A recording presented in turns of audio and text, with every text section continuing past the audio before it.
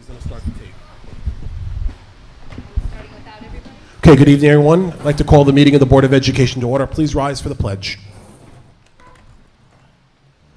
I pledge allegiance to the flag of the United States of America and to the republic for which it stands, one nation, under God, indivisible, with liberty and justice for all.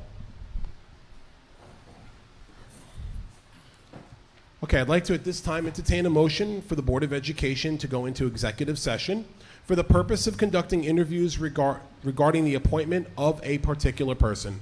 Do we have a motion to go into executive session? Trustee Vasilio. Second, Trustee Steele. Any questions? All in favor? It's unanimous. Thank you.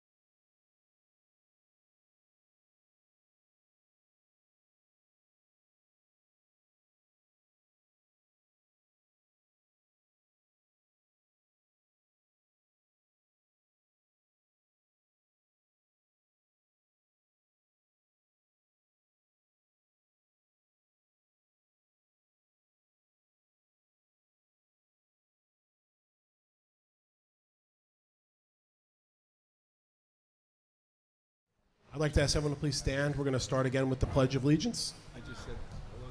I think I have it. Hand over heart.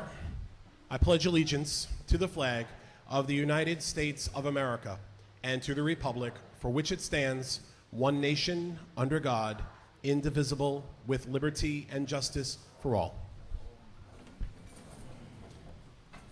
Okay, the board meeting did begin at 6 p.m. this evening, and we entered into executive session.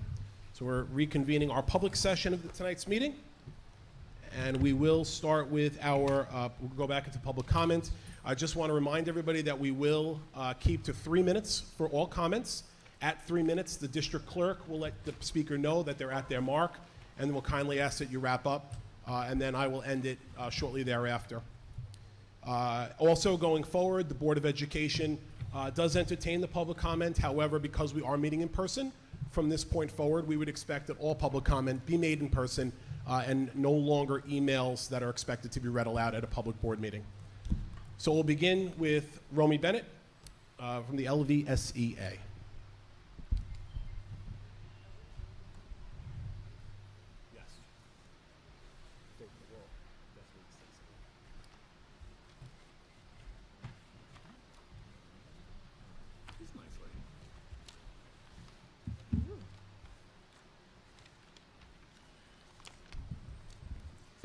Good evening. I'm Romy Bennett. I'm the president of the Locust Valley School Employees Association, representing approximately 400 teachers, school-related professionals, and clerical staff.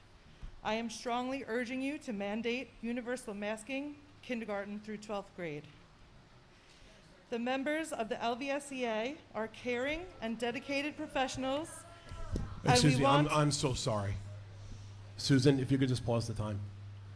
Okay, everyone's going to have an opportunity to speak that's signed up this evening. I ask you to please keep it professional decorum and allow the person to address the Board of Education. Thank you. The members of the LVSEA are caring and dedicated professionals, and we want what is best for the health and safety of all students. The Centers for Disease Control and the American Academy of Pediatrics have taken firm, unambiguous positions in support of masking. SED's position on pages 8 and 9 of the new guidance is unmistakable. Listen to the CDC. And the CDC's position is also unmistakable.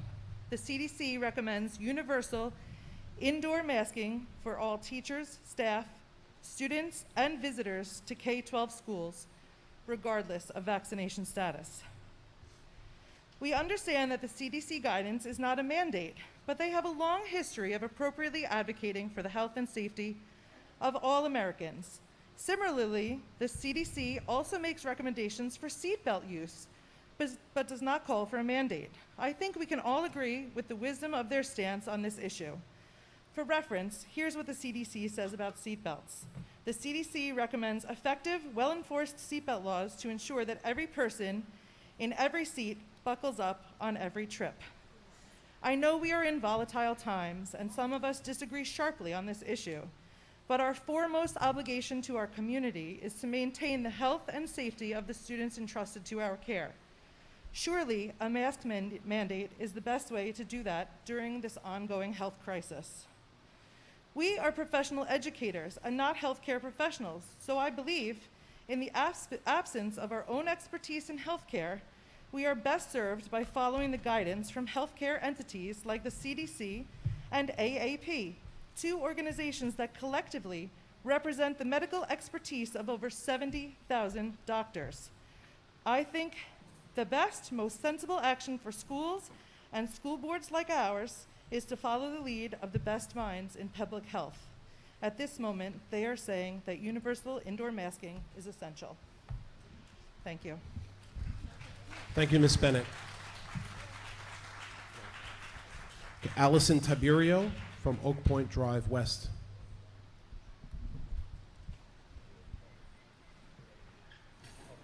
Good evening.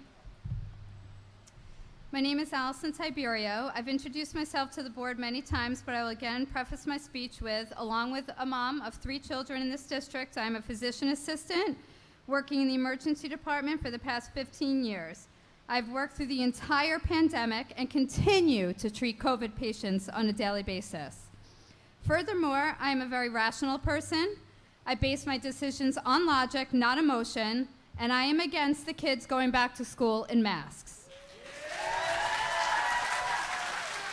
In the medical field, we all practice with the same philosophy of always weighing the risks versus benefits when making any medical decision.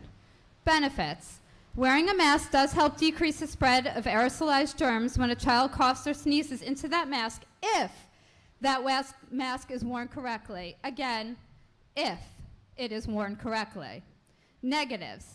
Inhibits learning, not being able to hear sound correctly, see facial expression, see lip movement for the articulation of words.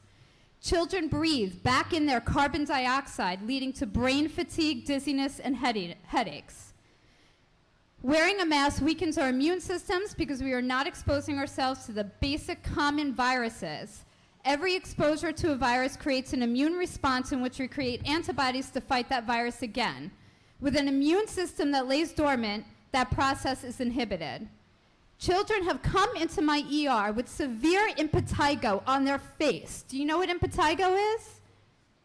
Lesions caused by a staph infection from the moisture and dirt that gets under their mask. It is disgusting. There has been an increase in facial acne, which has been social suicide for 13, 14-year-old, 15-year-old girls. We've seen in the ER an increase in depression, social anxiety, children struggling with their appearance with wearing a mask. I could go on, but I'm limited to 3 minutes.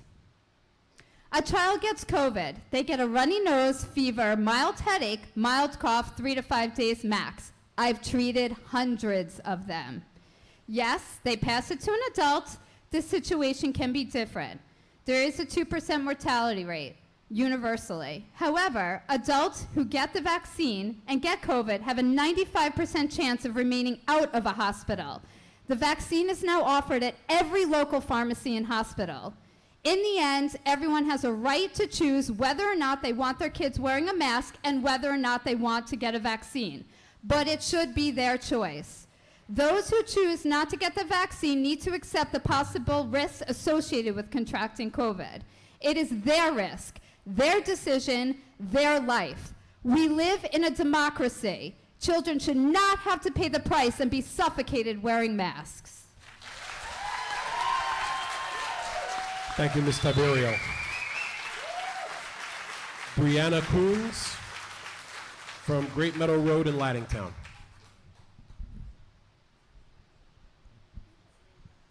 Hi, my name is Brianna Coons, and I am the mother of 2 healthy, thriving boys. They are in that condition because their health has been my priority since their conception.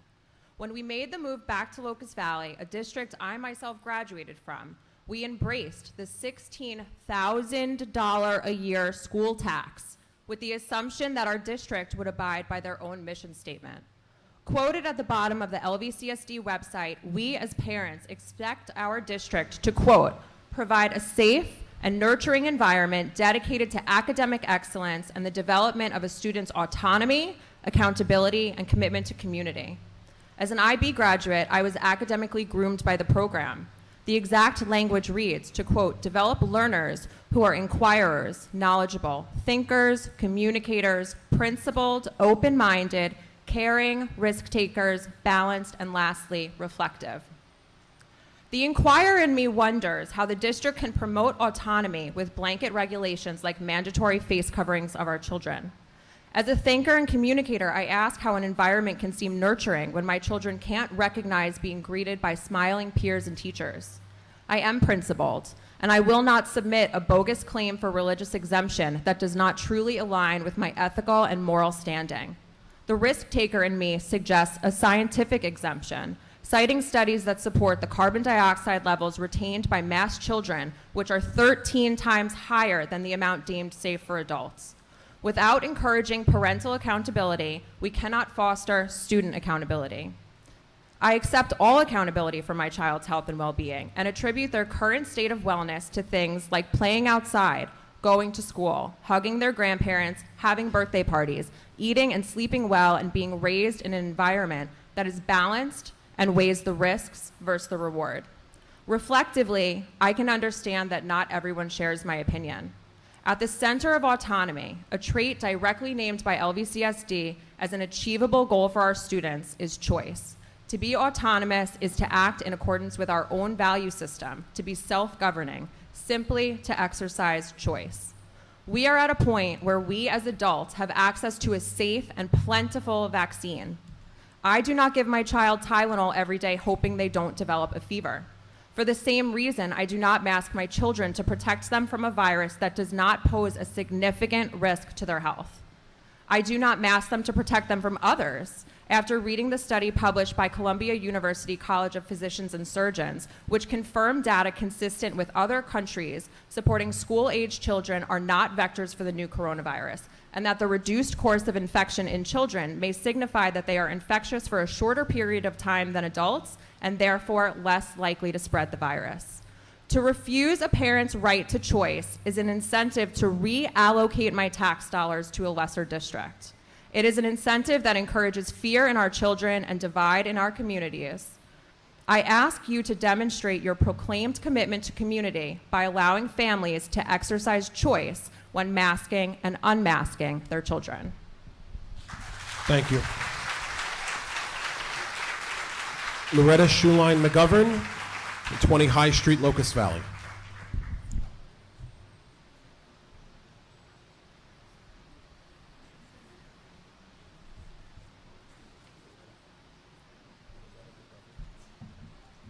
Good evening. Mr. Nolan, Dr. Graham, and members of the Board of Education. As a parent of 4 young children here in the Locust Valley School District, as a board-certified English language arts specialist for adolescents and young adults, as a 23-year classroom teacher in the Manhasset School District, as an active participant in my own district's reopening plans last year, and as a mom to a medically fragile child, I feel compelled to speak to you today. Last night, an important question was asked by a member of this Board of Education. What is it worth to have our kids masked? As per the district's website, the board listed one of its statutory responsibilities as protecting the health and safety of all students and staff. And as per your survey, that includes 47% of this district who clearly voiced that a mask mandate was necessary. What is it worth to have our kids masked? The worth lies in the health and safety of all students and staff. Our children who are under the age of 12 do not have the ability to be vaccinated. Therefore, as a parent, I have no choice yet, as my choice to have my children fully immunized is not yet available. If you want to implement parental choice, the only parents who have the ability to make a real choice regarding COVID risk are parents of children over 12 years of age who are eligible for the vaccination. At that point, parents have the choice to have their child immunized or not. Masks must be mandated until all children have the choice to receive the vaccine. Once the choice is available for all of our school-age children, likely this winter, then and only then should masks be made optional. The health and safety of the students was not the focus of the Board of Ed meeting last night, though this is its statutory responsibility in the midst of a global health crisis. Members of the Board of Ed not only ignored Dr. Graham's recommendation for masks to be worn indoors, but also disregarded the health and safety protocols of the Nassau County Department of Health, the State Education Department, and the Centers for Disease Control, protocols designed by medical professionals who created layered mitigation plans to limit the disruptions to the academic year caused by the COVID-19 pandemic. A member of the Board of Ed even suggested that quarantining was parental choice, and that if we wore masks, the entire Gen Ed will be special ed. A vile statement from the elected member who has a responsibility to help determine the educational vision of the school system. That same member also suggested that roughly 43% of the student population only had to quarantine about one time last year, though she conceded that some got the bad end of the stick and had to quarantine 2 or 3 times or more. Besides the health and safety of all children, what is it worth to have our kids masked? The answer lies in consistent access to education. I have been in the classroom all year long wearing a mask every hour of every day with my math students. About half of my students were in front of me every day, and the other half were at home zooming into the classroom until all students had the choice to return fully. Do you know when things felt normal again? When all students were allowed back in the building, all of which was made possible because of masks indoors. I do not stand with the beliefs of the Board of Education. I join the overwhelming medical consensus that universal masking is essential until all school-age children have access to the vaccine, and I have the choice to get my children immunized. Until my children are eligible, I have no choice but to mitigate their risk. When my children wear masks, they protect your children. When you choose to have your child wear a mask, then you put my child's health in jeopardy. Ms. McGovern, I'm sorry, your time is up. Thank you. Please. Thank you. Thank you for your comment. Okay, Daniel Contois, 17 Soundview Avenue, Locust Valley.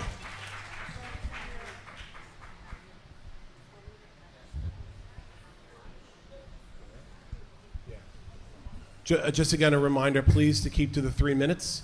The district clerk will tell you when your time is up, and we do have to end it. We do have letters that we have to read as well tonight, so we have to keep to 3 minutes. Daniel Contois. Like all of you, I come here tonight with the interest and the well-being of my children in mind. Can you just speak into the microphone? I'm so sorry. With the question, what is the best way to keep schools open for in-person learning while providing a safe environment for all students, teachers, and staff? Looking back at the 2020-2021 school year, I feel that may provide us with some answers. Last year was a difficult and stressful time for many of us. The COVID virus did spread throughout our community and amongst some of our student population. However, it is my understanding, and correct me if I'm wrong, that there was no student-to-student spread in the classroom. Now, I believe that that is a case where we can infer that the mandate works. School masks work.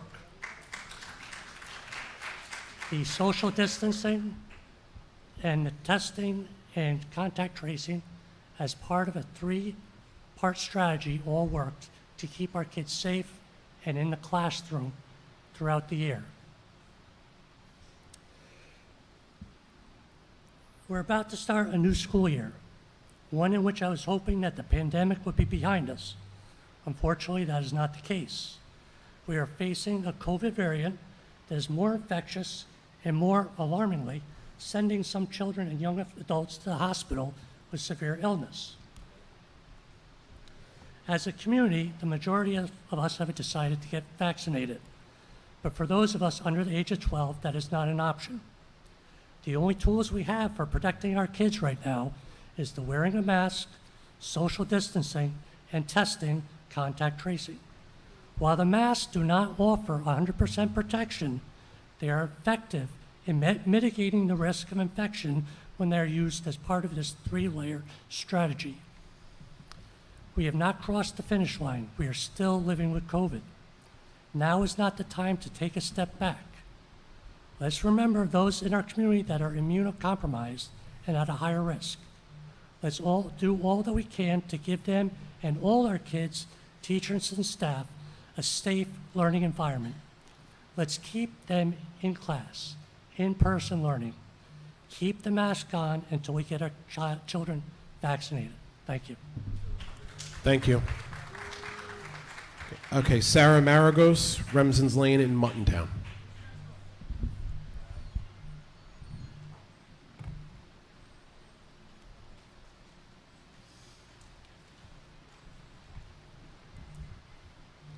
Dear Dr. Graham and directors of the Board of Education, the officers and directors of the Locust Valley Central School District Special Education Parents and Teachers Association submit this letter as a formal request to re-implement indoor mask mandates and social distancing per the guidelines of the Centers for Disease Control and Prevention and the American Academy of Pediatrics. The needs of the students whose interests we represent whether challenged learners or gifted learners, are met most effectively with in-person instruction. For children with special needs, periods of remote learning as a result of mandated quarantines are not merely minor disruptions.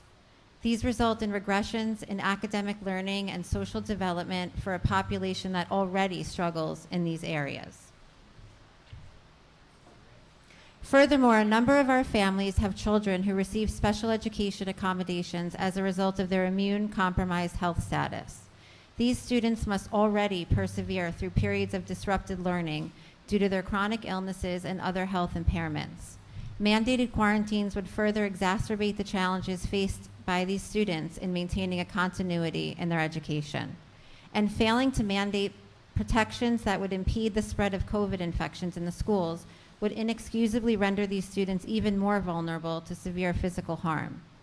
Students who receive special education services in the form of individualized education plans or 504 accommodations comprise about 20% of the LVCSD student population. The majority of those students are in our primary and intermediate schools and therefore too young to be eligible for the COVID-19 vaccine. The only protections available to ensure their safety is the implementation of indoor masking and social distancing policies. As elected officers of the Board of Education, you are tasked with the responsibility of representing all students within our district. As you proceed with developing the district's policy regarding mask mandates and social distancing, we strongly urge you not to cavalierly dismiss the needs of the special education population. To govern responsibly in this crisis, the board must adhere to the guidance of experts and abide by laws of the state. We implore you to follow Superintendent Graham's recommendation to do the same.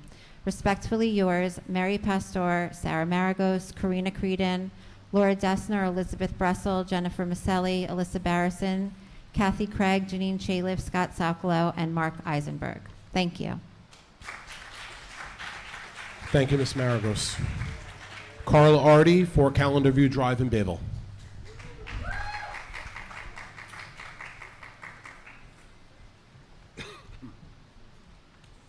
Good evening, Dr. Graham and members of the board. I am here tonight to ask you to please consider allowing for parental choice for masking. I come as a fellow educator and the parent of a rising senior.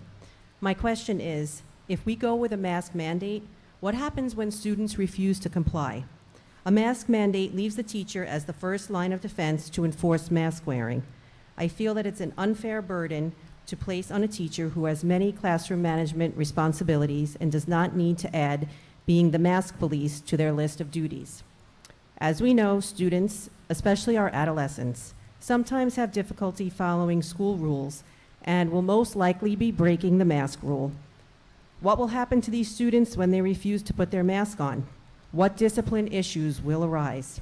How much instructional time will be lost when a teacher has to stop to remind students to put their masks on? Will the students who don't comply be suspended? If so, how will they receive instruction at home? Will they be denied an education for their failure to comply with a mask mandate? We all know that will have legal repercussions that we are not prepared to deal with. Please consider the discipline issue that will undoubtedly arise due to a mask mandate. Are we willing to add unnecessary pressure on our staff and students after the difficult school experiences they've had in the past 17 months? Please allow the parents to make the choice that is best for their children. Thank you. Thank you, Ms. Artie. Okay, Christine Moore from Bayville Park Boulevard.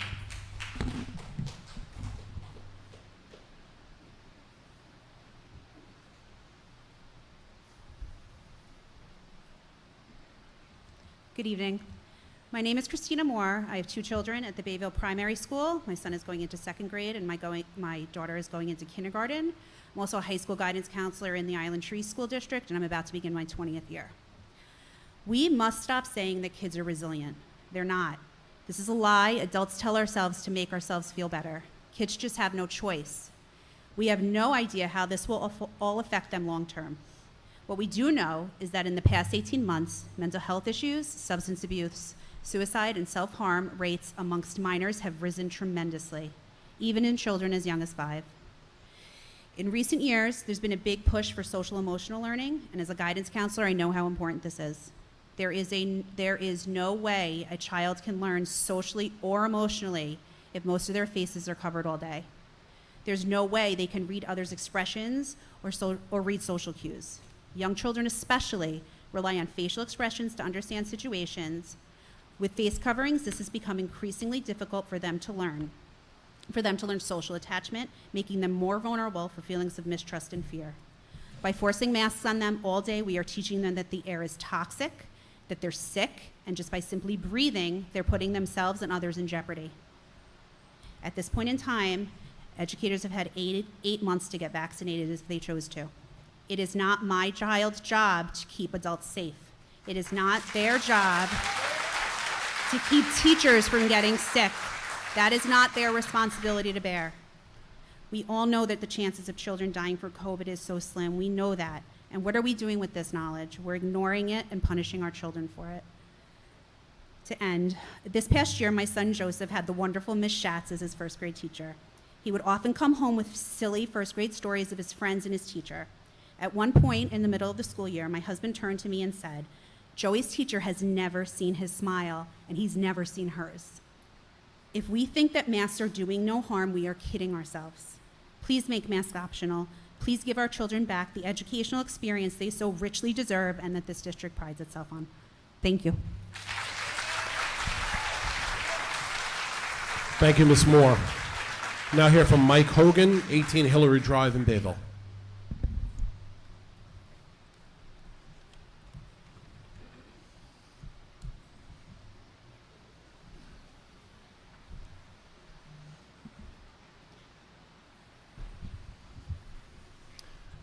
Good evening, Ken, members of the board, parents, teachers. Mike Hogan, I reside in Bayville. I have a rising senior. I'd like to focus my comments on my family's experience as well as following up with a recommendation. First experience was a doctor's visit with my daughter. We were masked in a waiting room for 10 minutes. We went into the nurse to get vital signs taken, and her heart rate had increased to almost 100 in that time, and her blood pressure was high. The nurse told us to remove the masks, and she came back in 5 minutes. All vital signs returned to normal. The spike resulted after only 10 minutes in a mask, and she has no medical issues. She's an athlete here at LV. Next story involves our travels this summer. Over the last 3 months, we went to 7 different states for 9 basketball tournaments, the participants of which came around nationwide. For these tournaments, we flew, we stayed in hotels, went to restaurants. We lived very normally, unmasked the entire time.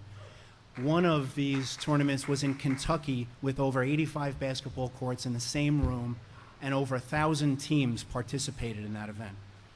Keep in mind, basketball is a contact sport, played face-to-face, breathing heavy, a lot of contact if you play right, and one ball. At no time were the players masked. Very seldom you saw spectators were masked, and that was their prerogative to do so. I expect over those tournaments we ran into no short of 60,000 people in total, and every entrant was registered at every tournament. If COVID had spread, we would have been notified. We were not notified of anything. On the recommendation, it's important to define roles of government and our educators. First is to outline the facts. Second, develop and provide access to mitigants like the vaccine or masks, or implement or recommend distancing. Role of the parents is to understand all these facts and mitigants that are available and make our own risk-based assessments on what to do that is best interest of our families. The board's job is tough enough because sourcing facts is problematic. Many want to rely on the CDC. This agency has been inconsistent with studies that are flawed and incomplete. Some of their recommendations are unsupported by studies at all. The research is available that contradicts findings of theirs as well. And in fact, the CDC recommends you don't eat raw cookie dough. I suggest you all make a risk-based assessment and go ahead and chow down on the cookie dough. Also, incidentally, there's almost 40,000 highway fatalities a year. Are we recommending we reduce the speed limit to 10 miles an hour? We would eliminate all of them and get nowhere. Looking ahead, I sense from the board, our unmasked board in the meeting last night, that parent option is the direction that we're going. I would ask that we be prepared for the state mandate to come down. It seems inevitable. I urge that we demand the state for the data upon which these decisions are being made. If they threaten to pull our funding, I suggest we're prepared to pass a revised budget to do so without state funding. Their funding is less than 5% of our total budget, and there are levers to pull, whether it's programs, slight increase in taxes on a one-year basis. It's about $600 per house that goes into that 5%. Mr. Hogan, I have put to it cut you out, let short. the taxpayers decide. Thank you so much for your comment. Thank you. Okay, Marissa Friedrich from Upper Brookville.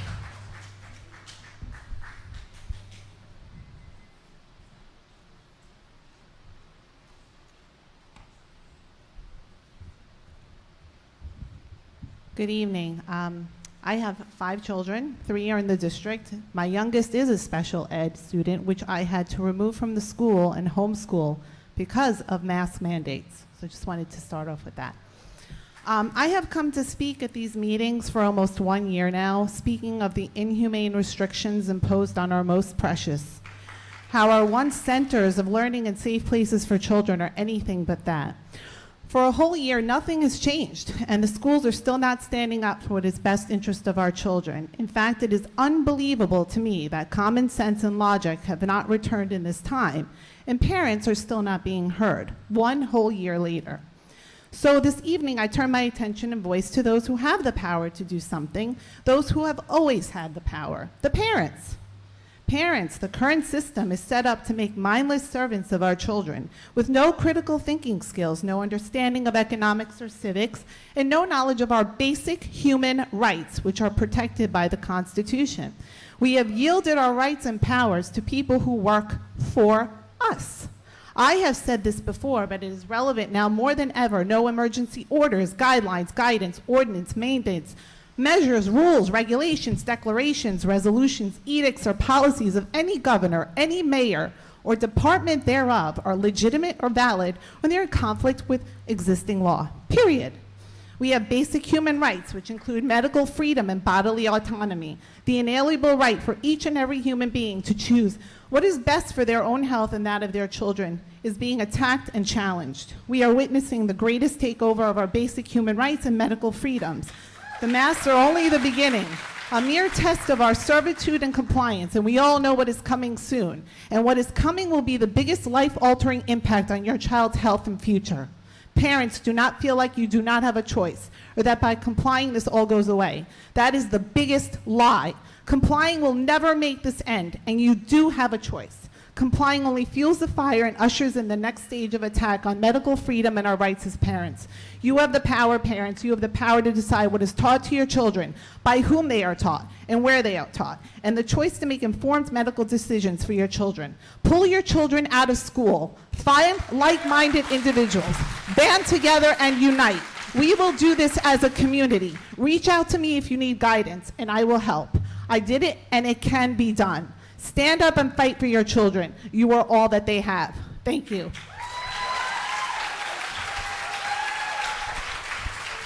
Thank you, Ms. Friedrich. Cherie Manarino from 25 Library Lane, Bayville.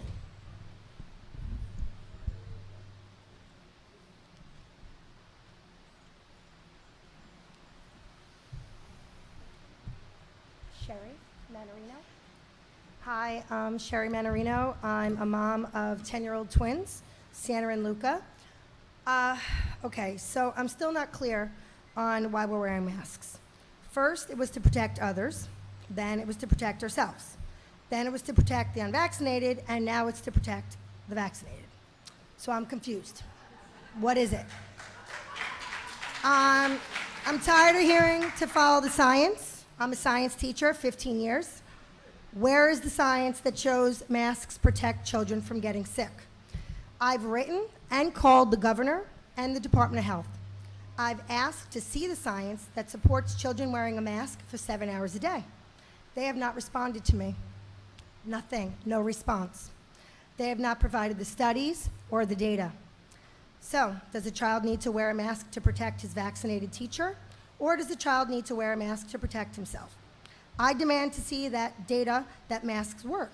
I've only seen data that masks do not work. In an email to former Obama Health and Human Secretary, Dr. Fauci himself said that masks don't work.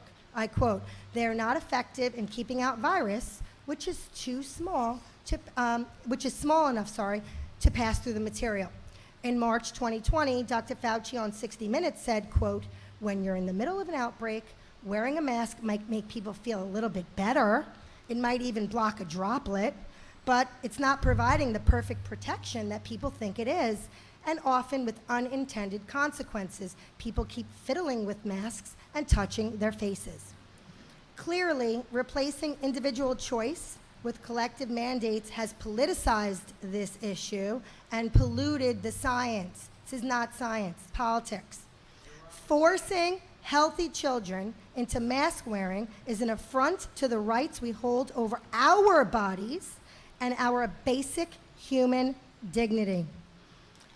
Okay, so when I asked my twins to complete this sentence, masks make me feel.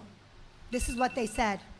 Like I'm going to die, like I can't breathe, very uncomfortable and depressed. As a parent, I should be able to choose whether my children wear a mask. Thank you. Thank you, Ms. Manarino. Katie Henry, 7 Garden Street.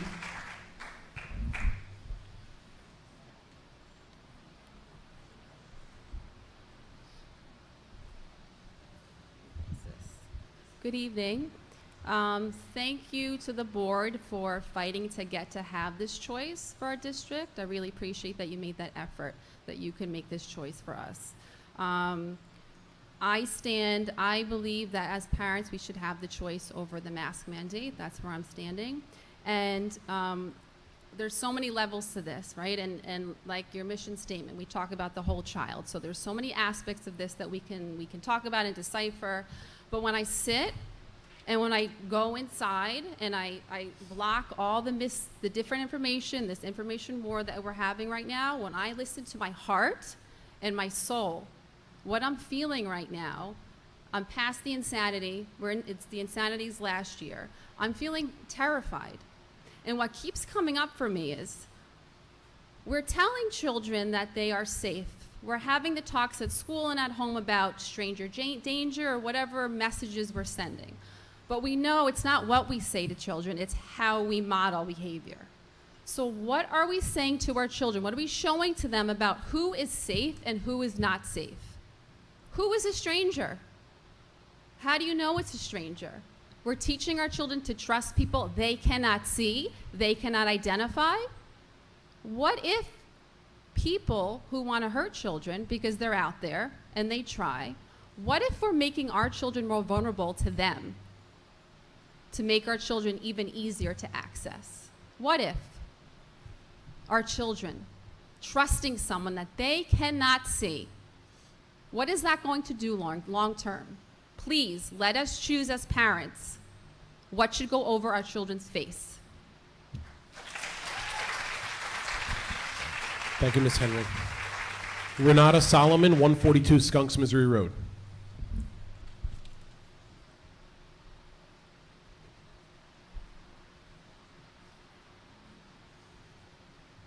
How are you? My name is Renata Guarino, and I'm Venezuelan. And I remember 25 years ago, approximately, we said Venezuela, it's not Cuba. And now Venezuela is very much worse than Cuba. And this is not about mask. You can wear your mask or not. This is about my right to decide what is best for me or not. I would not even ask my kids, tell my kids, oh, if they're masked, you're not going to school. I will give them the choice. You want to go to school with a mask or without? Mine don't want to come to school with a mask. My son has special needs. I pay almost $26,000 for school taxes. And I think that I should have at least the right for my kids to go happy to school and not come with marks in their ears, bleeding. My kids had strep 5 times last year during the school year wearing masks because of the mask. My daughter that is 15 years old decided not to come to school anymore because of the mask. And we all had COVID in the house, but not my daughter, even though we were in mask and she was in the car with us for 5 hours while we were waiting to get tested. So this is absolutely not about the mask. It's about the right to choose. And we pay for that right. And this is what this country is about. And I'm telling you, because this is not a conspiracy theory, I lived that myself. If we allow to have our rights removed at this moment, there's going to be the day that your kids are going to belong to the government and not to us.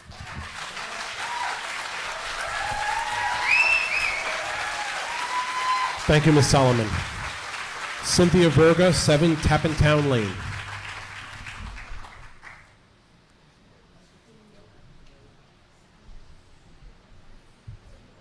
Cynthia Verga. Hi, my name is Cynthia Verga, and I have 3 students in Locust Valley Central School District. I, as a parent, believe in parental choice.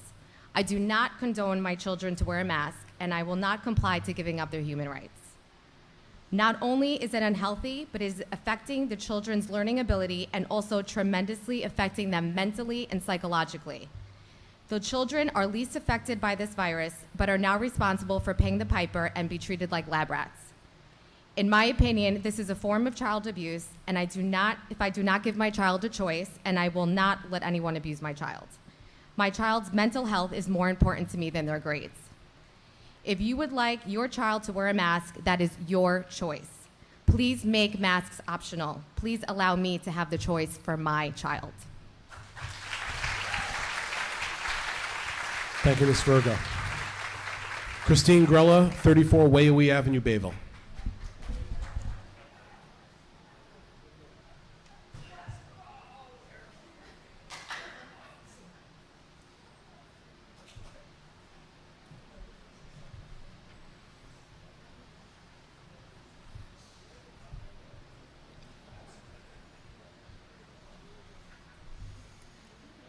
Hi, my name is Christy Grella. I have 3 children, 2 have already graduated, and I have 1 that is in 10th grade currently.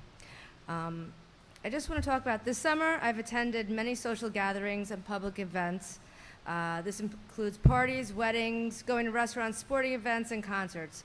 And at some of these places, there were thousands of people.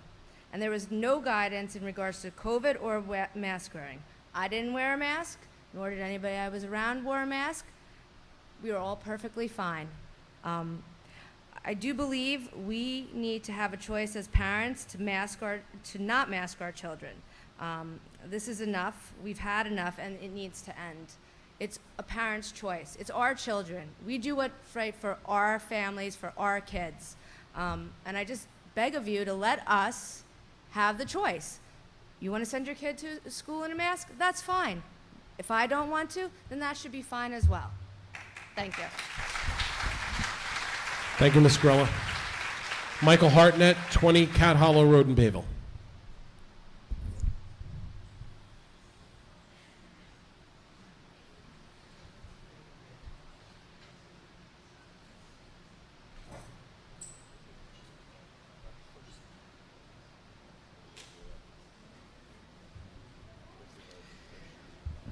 Hello, administrators and Board of Education members. I'm speaking in behalf of and support of the mask mandate in schools.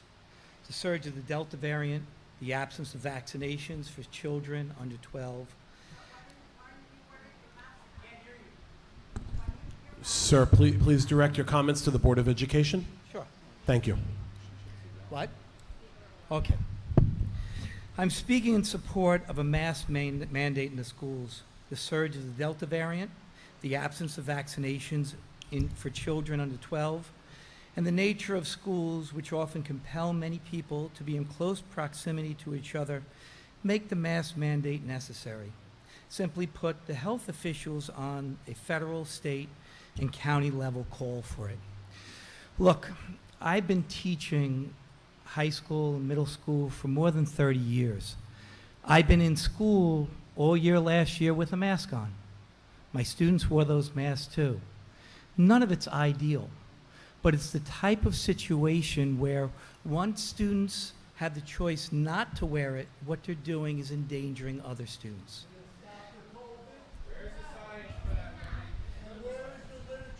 Please, audience, I'm so sorry. This is his comment to the Board of Education. The employment of a survey of residents about mask mandates is an uninformed approach of how to decide this policy. Surveys do not ask how English, science, or math should be taught in the classroom because the school is counting on individual experts who have dedicated their lives to acquiring this knowledge to make such decisions. Similarly, this decision about mask mandates must be made by health professionals who have made clear that masks should be worn indoors in the current state of the pandemic. To ignore that advice is irresponsible and is endangering the students and staff of the school. I urge you to reverse the decision and retain the mask mandate in the schools. Thank you. Thank you for your comment, Mr. Hartnett. Angelo DiMaggio, 2 Beaver Drive, Locust Valley.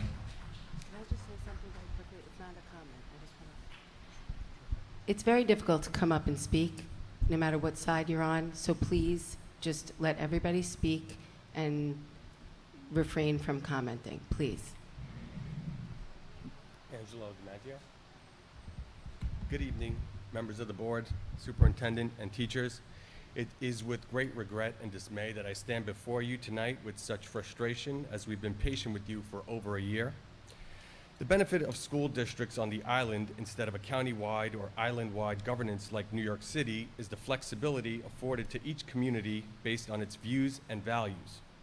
However, all we have been fed by this district's governance is an echo chamber from Albany, whether it be on masks, critical race theory, or even sexual education. We are not New York City, we are not Albany, and we're getting tired and frustrated with this administration's throwing of its hands and soft defense it's playing for the state.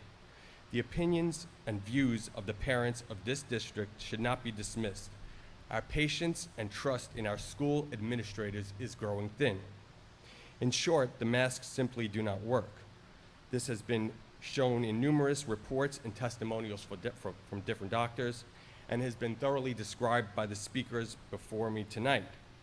They're even less effective against the Delta variants, which has been mentioned is even smaller in size and penetrates the mask.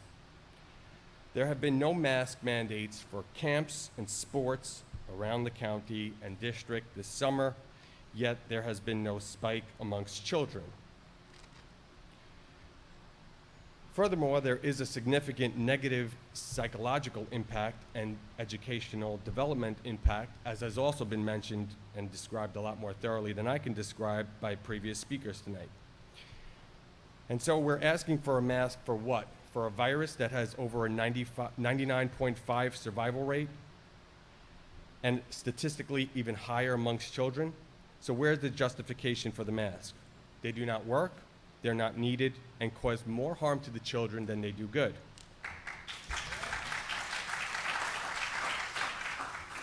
The beauty of the position of the parents seeking for the option to have their children not be masked in school is that it settles a compromise between both sides. No one is saying that the parents that want to mandate masks on their children be taken away from them. However, their position is that all children must mandate to be wearing a mask in school. This infringes upon our liberty, as our position does not infringe upon their liberty to come to school and protect themselves with the mask if they so deem. Therefore, I sincerely and respectfully implore the board and the superintendent to seriously consider making masks optional this coming school year. Lastly, should there be any future vaccine mandate on any of the children of this district, this board and superintendent must take firm stance against such mandate. Any other position will absolutely not be tolerated. Thank you. Thank you, Mr. DiMaggio. Lorene Schreiberg from 10 Saltaire Lane, Bayville.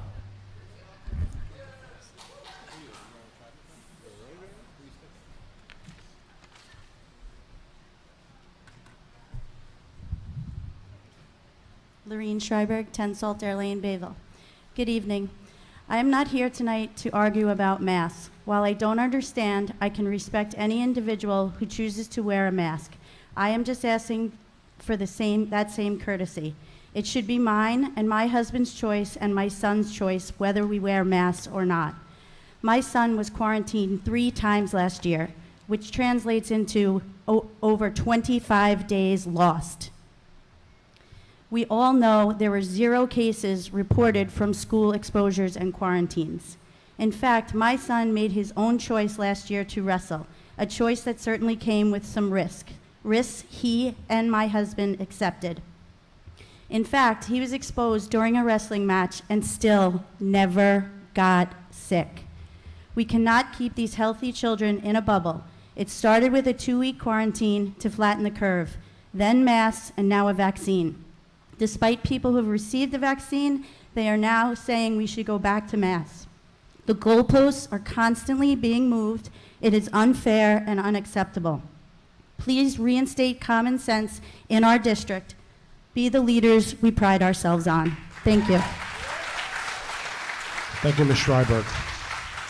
Michelle Nabbitt, 6 Seawall Lane in Bayville.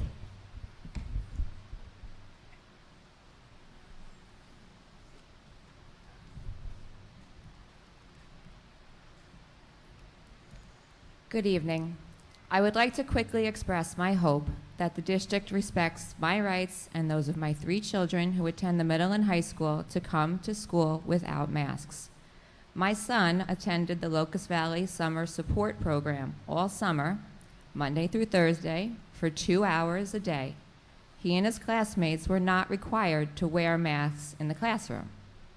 How and why, suddenly, on September 1st, can the COVID risks and rules change within our own district?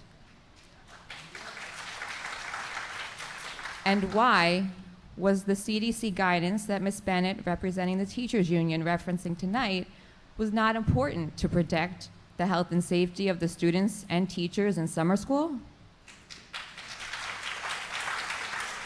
Additionally, my son has a processing disorder with a 504 accommodation plan.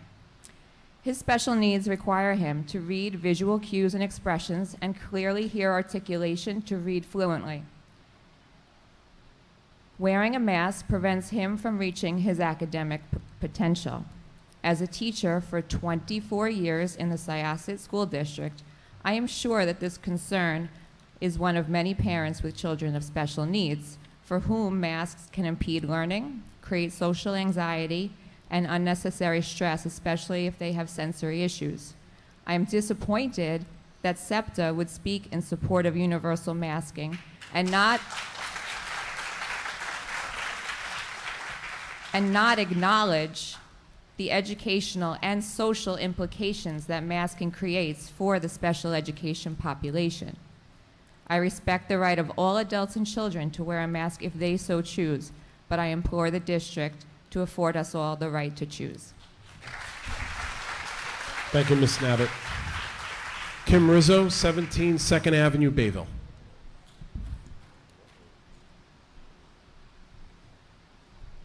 Good evening. I just wanted to start off, many people have come up here and spoke about the health and safety of the students and the staff, so on and so forth. I just wanted to reiterate to everyone, health and safety does not just include a virus and you being sick and not feeling well, okay? The health and safety includes physical, mental, emotional, and social health. Okay, now I will begin. Once again, I'm here again tonight advocating for my children, for the children in the district, and for public school education, which I do believe in, or I thought I believed in. As I've mentioned before, my daughter has an IEP for speech and language. I would like to know the quality of education she is getting with her face being covered and her voice being muffled. What is she learning in a classroom from an adult whose mouth is also covered? How are children developing oral language? Elementary age students are missing the opportunities for reading, writing, and language development. Both of my children attended the summer programs in the district this summer, mask optional. And now there's a possibility we'll be returning to school in September with masks on. What type of games are you playing with these young children's minds?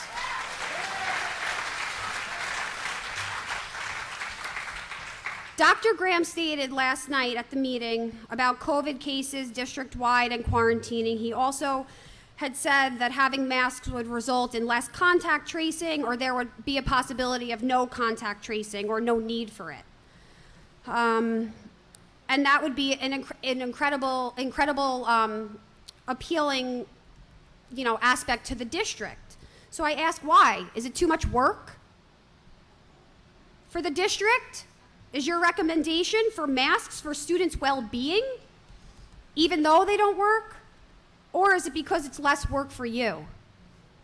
Dr. Graham, you also mentioned in our morning meetings out on the lawn that you would like to see schools open with more leniency, and as the year goes on, adjust accordingly if need be. Were you just telling us that because you thought you were telling us what we wanted to hear, or did you really mean it? In addition, the lawyer last night said it's all your discretion. It's a local decision based off of the survey, which was 53% of the community wants no masks. So to me, that's the majority, okay? And after looking at it a little bit deeper, it was 46.34% that were in favor of masks, 53.56% no masks. Yes.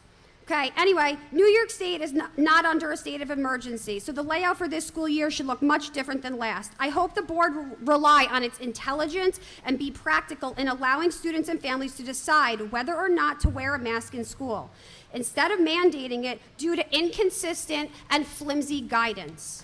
Let's prioritize the health of our students who have been borne the brunt of this virus that rarely affects them, and let's go to school without masks. This should be a parent's choice. I will not consent, I do not consent for you to abuse my children any longer, and I will hold you liable. Thank you, Ms. Rizzo.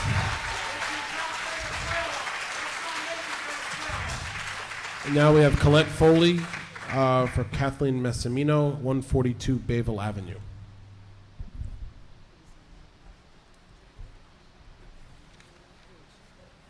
Thank you for letting me read this. Kathleen could not send her letter in time to the superintendent, and I offered to read it for her. She sends her regrets. Dear Dr. Graham and board, last night's meeting resulted in a choice for all policy to start the year, backed by opinions and not scientific professionals with facts pertaining to the Delta variant and New York State rising cases. The New York State Commissioner of Education has written 21 pages of guidance to school districts regarding COVID-19. The incoming governor has stated masks will be mandated. Your entire public working session on Monday seemed focused on avoiding the advisement of the CDC and making sure that legalities were covered. Virtual education options are addressed in the new advisement from the State Board of Ed. The guidance states that the remote rules for funding and leniency remain in place, the same as last year. It encourages you to work with parents to do what's best for the children whose education thrived under remote. We implore you and the board to consider the students with fragile family members and OHI needs. Our children thrived with the excellent remote instruction provided by the Locust Valley teachers.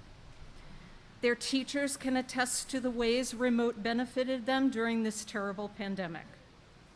Due to their individual OHI needs, they would have not thrived in person with the much needed pandemic precautions in place.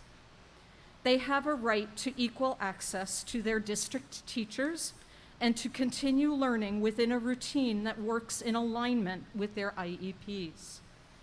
You will quarantine students, have teachers test positive or quarantine, so you will assuredly have needs to utilize remote. In Broward County, Florida, 4 teachers died from the Delta variant last week simply attending reorganization meetings. For our district, not begin with the remote option fully functional is a disservice to all of our children. To deny remote and then use it as needed provides an unequal access to a public education every child is guaranteed by law. Our tax money, state and federal funding was invested in seamlessly providing our children that technology. It should remain with open access to all, especially those within the community that are medically fragile. Please do not force our children to endure more disruption to their lives than the pandemic has already brought.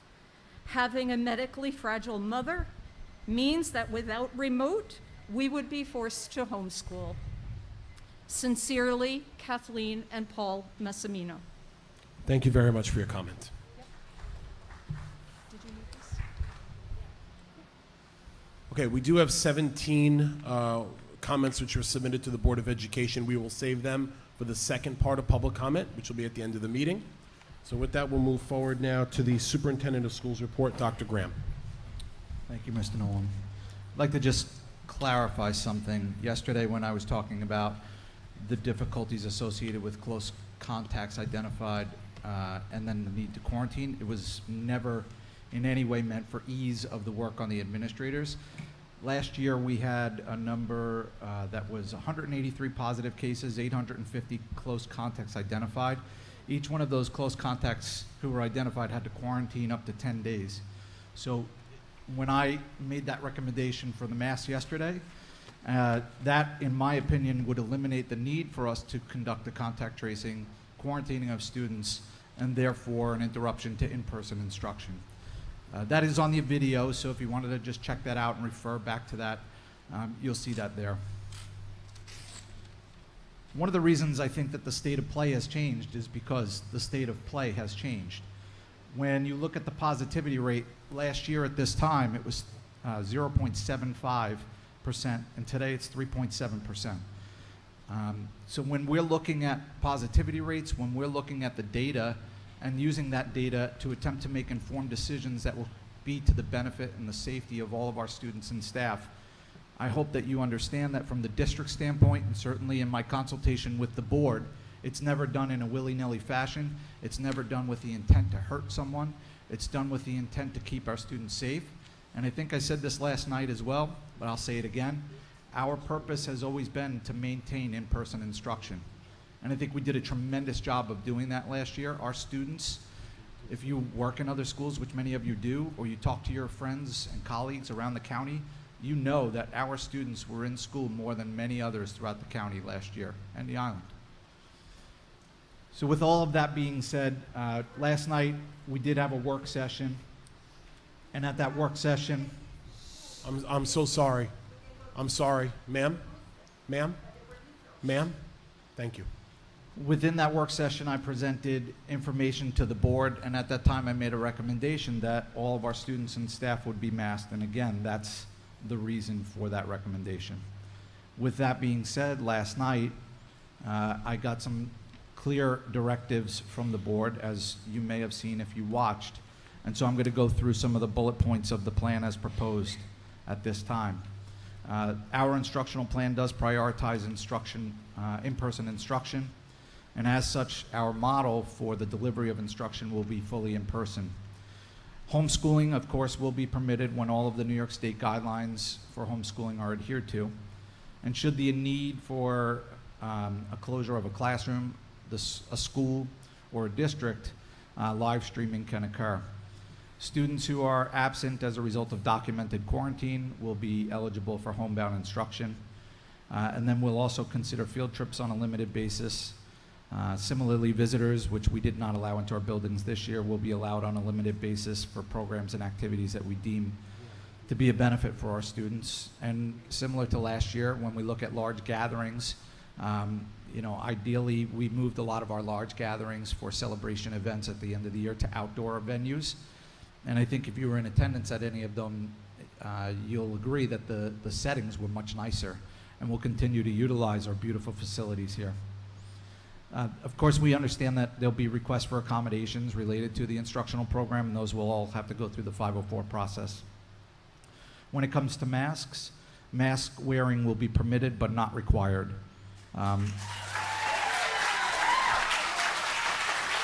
Mask wearing will be optional for students and staff. Parents and guardians should have discussions with their children about their own personal decisions, and school staff will not be enforcing who's wearing a mask and who's not. Physical distancing will be adhered to. Desk shields will not be used. Interscholastic athletics will take place starting with the fall season, and clubs and activities will meet in person. We'll continue to stress and reiterate proper hand washing and respiratory etiquette. We will not be doing the temperature screenings and daily COVID questionnaires. We encourage everyone and require them to stay home when they're sick or when they're being tested for COVID. Parents, guardians, and staff should continue to report all positive cases to the school. And students who are diagnosed with COVID will not be allowed to return to school without a release from the Nassau County Department of Health. For every positive case that we receive a report of, we will continue to share that with the Nassau County Department of Health, who will then adhere to their contact tracing process.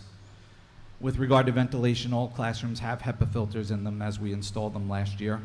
The district will continue to increase ventilation with outdoor air to the greatest extent possible, similar to last year. Cleaning, our facilities are cleaned daily. Many of our facilities are cleaned more than one time. We hired a number of emergency cleaners last year, and we'll keep those emergency cleaners on for the course of this year to continue to help with the cleaning. Masks are required for all individuals on school buses. That's a federal regulation at this point. That's not something that there's an option for. That's at all times on a school bus. That's if you're going to a field trip. That's if you're going to an athletic competition. And that's if you're coming to and from school every single day. Consistent with this practice, all buses will be routed for 2 students per seat. Lunch service will take place in the cafeteria. All students are eligible for free lunch this year, and again, that's a federal regulation. We will continue to communicate with our community ongoing. Parents and families will be notified if there are any circumstances that require quarantining or closures. And we will continue to communicate any and all changes to this plan as we move forward throughout the year. And of course, this is all subject to change should there be changes in law that the district must, and I say must, abide by. Mr. Nolan, that's the plan as presented at this time. Thank you very much, Dr. Graham.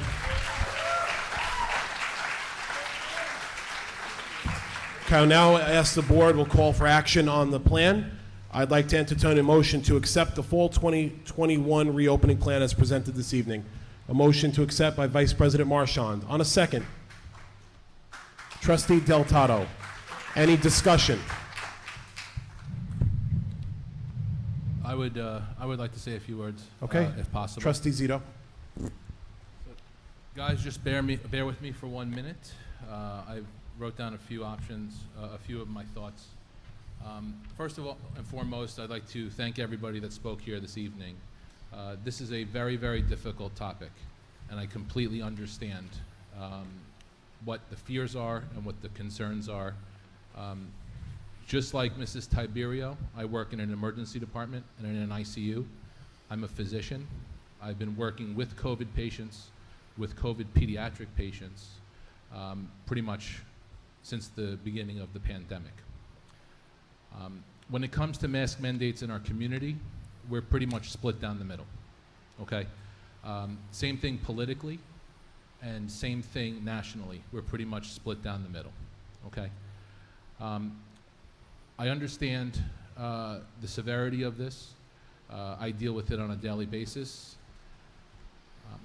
As a physician and a father, I have to judge the pros and cons of mostly every decision that I make in my life, especially when it comes to health choices. I make my decisions in a rational and calculated manner. I've done so since I've been a child. And here are some of the data points that have helped me make my decision this evening. I want to talk about some recent COVID statistics. We've had multiple people come up here tonight and tout statistics, some which were true, some which were not true, depending on what source you get it from. And it's, again, around 50-50 split when you look online. I want to talk about COVID in the United Kingdom, and just bear with me for a minute. The reason why I use the United Kingdom is that they're approximately 6 weeks behind us, or behind us, ahead of us in what's going on in this world, okay? Up-to-date risks of COVID in the UK, 2 in 1 million. That's how many children died in the United Kingdom since the beginning of COVID. 2 in 1 million. That comes out to about a total of 25 deaths in children. Hospitalizations in the United States, this is on the American Academy of Pediatrics website. 43 states reported, New York City, Puerto Rico, and I believe American Guyana, or Guam, I'm sorry. Out of the states reporting, 0.00 to 0.25 of all COVID-19 deaths were pediatric cases. In states reporting this, a total case mortality is up to 0.03. I would give it up to 0.1. As of July 29th, a total of 358 children, some say up to 700 children, have been killed by COVID in the United States. According to the National Weather Service, a person has a 1 in 16,000 chance of getting struck by lightning in their lifetime. I just want that to settle in for 1 minute. Okay? Suicide rates, through the roof. We've had a few in this district this year. I don't know if all of you guys realize that. We've had a few suicides in this district in our school children. We had one in the beginning of the pandemic, or in the middle of the pandemic, who was under 10 years old. Okay? We've had 0 cases of COVID deaths in children or teachers in this school, from what I'm aware of. Okay? Depression rates, through the roof. These are going to be issues that we're going to have to deal with for the rest of these children's lives. Drug use, overdose deaths, okay? Nobody wants to talk about that, all right? In the last 2 years, went back up. We had a nice decline in those, okay, for the last 5 years. Last 2 years, through the roof. I can tell you in the last year, I've seen multiple overdose deaths. It's coming back. It's been very similar to when it was at the height of IV drug use, overdose deaths 5 years ago. My 2 younger children are severely dyslexic, okay? Their first year of getting reading, they were rock stars, progressed very quickly. Last year, not so much. They regressed, okay? Same teacher, who happens to be very wonderful, Mrs. Boudreau. I want to give her a shout out, okay? This year, over the summer, 6 weeks of instructions, all right? No mask wearing, with a school teacher, with a reading specialist. They're now up to and above grade level, okay? The last point that I want to make is patient autonomy, all right? It's an actual thing. We need to respect that, all right? This needs to be at the forefront. This is why I'm voting tonight, and this is why I voted for parental choice and to make masks optional. Thank you. Thank you, Trustee Zito. Any other board discussion? Trustee Vasilou. No. Trustee Vasilou? Thank you. I wanted to share a few thoughts this evening, as I missed yesterday's work session, and I feel before I place my vote, I owe it to each and every one of you to share those opinions. I had the opportunity to watch the discussion on YouTube, and I want to encourage all in our community to take the time to watch it if they haven't. And I would like to express my gratitude to my colleagues for conducting the conversation yesterday evening.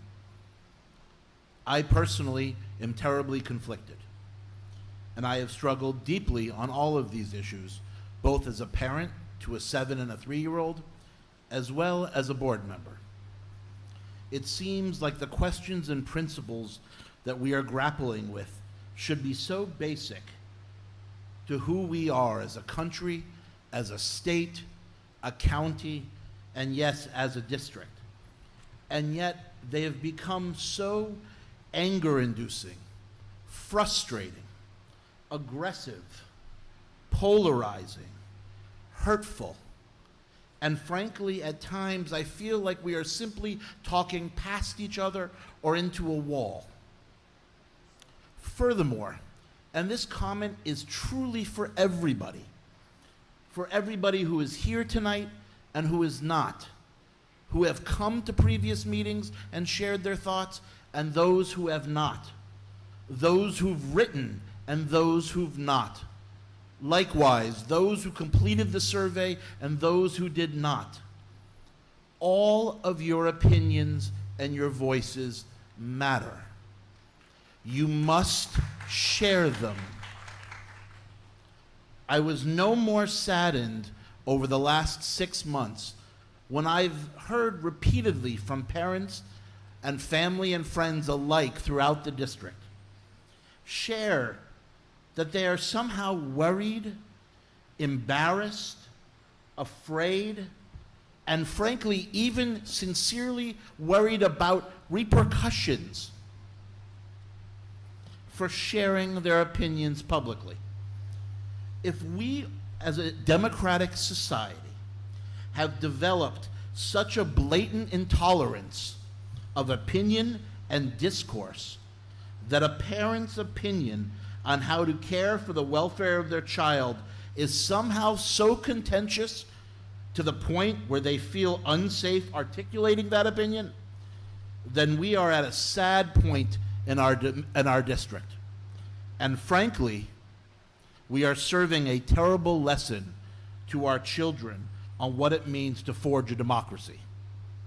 Now, in my humble opinion, a lot of this consternation, debate, and frustration is in no small part because science just doesn't have its hands fully around COVID. It's trying, it's working, it's researching, it's gathering data, and trying to give the best proposals in the moment. And yes, it's frustrating because of the seemingly contentious pivoting. There are suggested protocols, and then pullbacks, and then adjustments. I'm confident, at least personally, that this is going to continue for the foreseeable future. Today it's the Delta variant, tomorrow it's going to be something else, or nothing at all. Science is trying to unlock the code, if you will, and it takes time. But I feel our role as board members is to put down the emotion, to see through the anger, and try to the best of our abilities to make sound, wise decisions that prioritize kids. These matters are not about adults. This isn't about us. It is about our kids. And I would be remiss if I did not stress and point out that as a board, we receive multiple recommendations, suggestions, ideas to consider from all sorts of government entities and oversight groups. And yet, gratefully, we got what we wanted. We wanted to be able to make decisions for our community based on our community's desires and their input. That is our obligation, and I am proud that our board has not shied away from that obligation. If we elect to proceed with optional masking, I am concerned about something specifically that I want us as a board to be very clear to our community on. We will have no tolerance for any type of potential emotional, mask bullying, mask pressuring, either way on this matter. Not by students, not by adults. I am worried about our kids being called out in either direction, and I am concerned as well by adults' interactions with students either way. If a child and their parents choose to wear a mask, I don't want adults telling the kid just to take it off. It's no big deal. I don't want adults telling them, don't be afraid. It's not all about fear. Likewise, I don't want a child that comes in without a mask to be isolated, to be excluded, or to be scolded.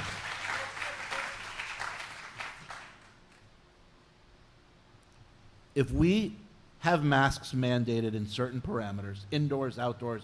I don't want kids being disciplined because their mask is not being worn properly at all times, or slips down below the nose, or a child is taking additional mask breaks.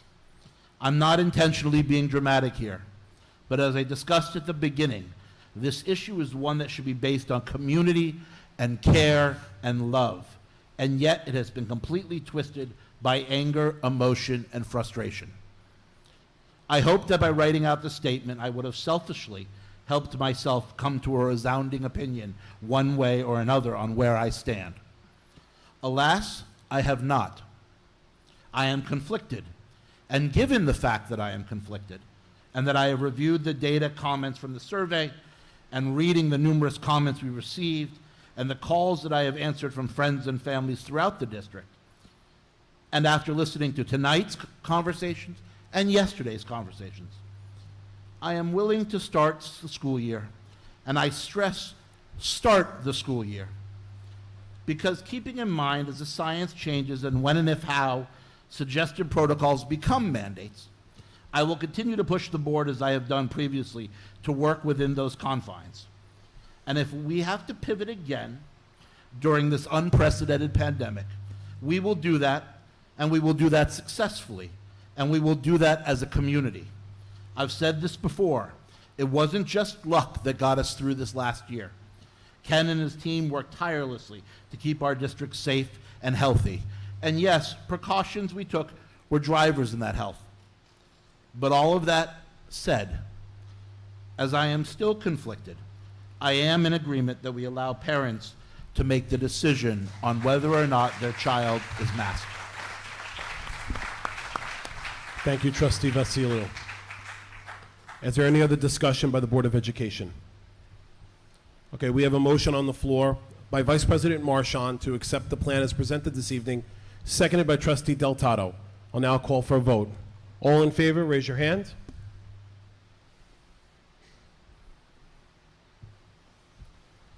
Those opposed? Okay. Let the record show that Trustee Zito, Trustee Deltato, Vice President Marchand, Trustee Themis, President Nolan have voted in the affirmative, and Trustee Vasiliou, Trustee Steele has voted nay. The ayes have it. The plan has been adopted this evening.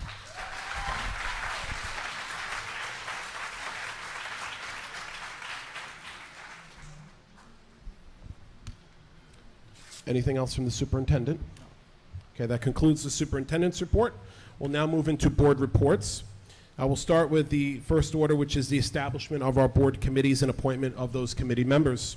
The board president recommends that the following Locust Valley Central School District Board of Education committees be established and a motion be made to appoint the following members to serve on the respective committees for the 2021-2022 school year as follows. On the Audit Committee, George Vasiliou to chair, Margaret Marchand, and Brian T. Nolan. The Budget and Finance Committee, John Deltato to chair, George Vasiliou, and Joseph A. Zito. The Facilities Committee, Brian T. Nolan to chair, John Deltato, George Vasiliou. The Policy Committee, Margaret Marchand to chair, Sean Steele, and Lauren Themis. On Professional Development and Board Training Committee, Sean Steele to chair, Joseph A. Zito. And finally, the Public Relations and Communications Committee, Sean Steele to chair, Lauren Themis, and Joseph A. Zito. The board will further resolve that during the 2021-2022 school year, any member of the Board of Education who is not a member of the Audit Committee may attend any and all Audit Committee meetings, including during properly convened executive sessions. The board president also recommends that the following board members serve as liaisons to district committees as follows. For Health and Wellness Liaison, Lauren Themis and Joseph A. Zito. The Safety Committee Liaison, Lauren Themis. And the Coordinated Parent Council Board Liaisons, Margaret Marchand and Lauren Themis. Do we have a motion to accept that presented this evening? Right, Trustee Themis. On a second, Trustee Zito. Any questions? All in favor? Any opposed? So carried. It's unanimous. We'll now open it up. Are there any board committee reports this evening? Just quickly, audit, anything? No. Budget and finance? No meeting. Okay. Facilities will hold off till next board meeting. Policy committee? Professional development and board training? Hold off to the next one. Public relations and communications? And are there any other report from board trustees this evening? Okay, thank you. On the agenda, we have no unfinished business. Is there any unfinished business from the board table? There being none, we'll move into new business. We have the discussion of our policies. I will turn it over to the policy chair, Vice President Marchand, to read those policies. I'm not reading the whole policy, right? No, just Oh, okay. All right. This evening, we're going to have a first reading of the following policy. It's policy number 8625, privacy and security for student, teacher, and principal data. And we are also having the first reading of the following policy to rescind because it's once the 8625 is approved, policy number 5550 is redundant. So it would be covered in 8625. Susan, they're on the website yet, or they will be? Yeah, they'll be up by tomorrow. 8625 is a lengthy policy worth a read. And that's it. Thank you very much for the first reading of those policies. Any other business for new business? There being none, we'll now move into the consent agenda. I'll ask the board if there's any questions on the consent agenda. Does anyone have anything they'd like to pull off the consent agenda to be acted on separately? Is the safety plan on this agenda? The safety plan. It is. It's on this agenda. Which one is it?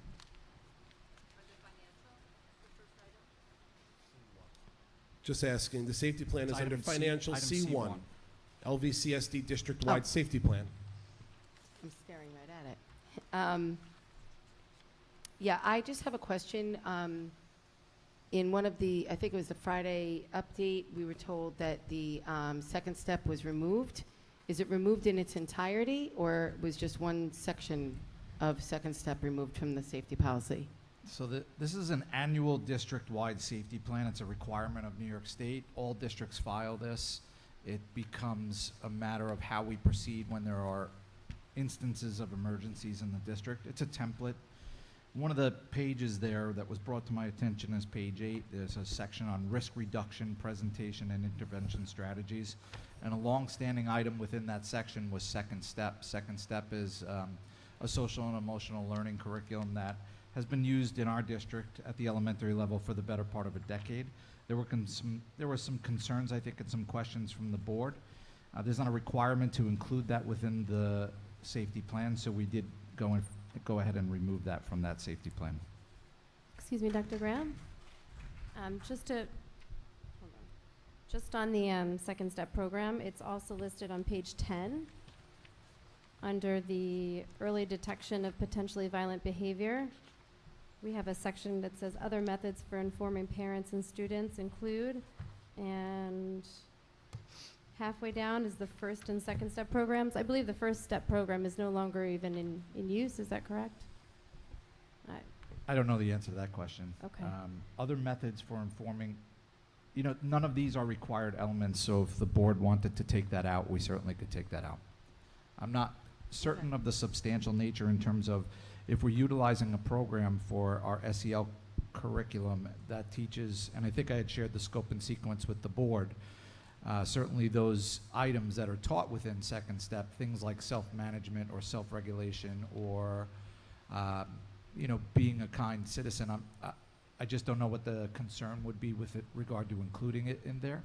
So we could take it out, or I'd want to know more information, but this is a plan that we do need to adopt prior to the beginning of the school year. Are you guys okay with proceeding? Or do you want to pull it out? If it's going to be removed, then we can move forward. If it's going to be removed, then we can move forward. It's going to be. You mean the section? Is that what you're? Just the program from the safety plan. Is there a particular reason? I would just want to know, because I would think that we may want to have had this conversation and removed it prior to now. And my only concern is that we start going line by line within the safety plan and then start removing different things at the last moment. This was on the district's website for 30 days for a public feedback on it. Well, I was under the impression that we had removed it. It was just listed, I thought, erroneously in another section. So it was just really more of a clerical error of removing it from the safety plan than it is a discussion, just to be consistent with removing it from section 8. So then we'll remove it from that section on page 10 as well. Any other discussion? Anybody want anything else pulled out of the consent agenda this evening? If not, I'll entertain a motion to accept the consent agenda as presented. Trustee Steele. Second. Vice President Marchand. All in favor? Trustee Steele. Seconded by Vice President Marchand. All in favor, please raise your hands. Any opposed? It's unanimous, so carried. Mr. Nolan, I would like to just take a moment, as a part of the consent agenda, we had the personnel action report, and I know that we were the board was appointing a number of new teachers this evening, TAs. I don't know if any of you are still here. Are any of our new teachers who are appointed or teaching assistants here? So they're not here, but we want to congratulate them, welcome them. Many of them had already participated in our new teacher orientation. I certainly also want to take a moment to congratulate and welcome Anne-Marie Bonaspina, who is here. So Anne-Marie, if you don't mind standing up.